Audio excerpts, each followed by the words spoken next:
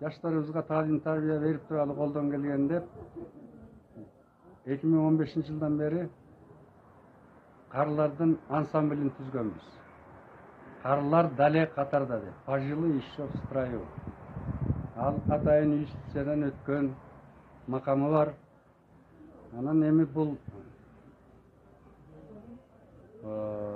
ансамбль жакында декабрь айында 2023-жылдын декабрь айында элдик деген наамга татылды.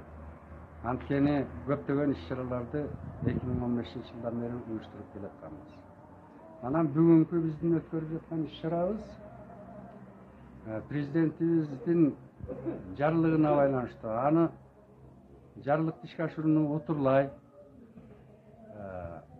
адабий музыкалуу көркөм өнөр чыгармачылыгын тартуулайлы деп уюштурганбыз.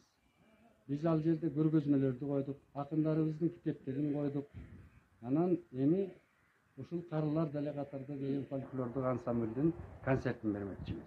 Ансамблде 60 жаштан 86 жашка чейинки адамдар. Тематикалык жактан дайыма жаштарыбызга таалим тарбия боло турган патриоттук ырларды, мисалы үчүн ата мекенибиз жөнүндө жаштарыбыз тайманмаган эр жүрөк болсун деген темадагы ырларды аткарабыз.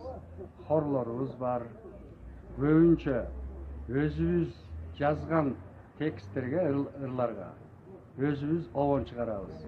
Биздин көркөм жетекчибиз Кыргыз Республикасынын Маданият эмгек сиңирген ишмер Байдуев Саткынбек.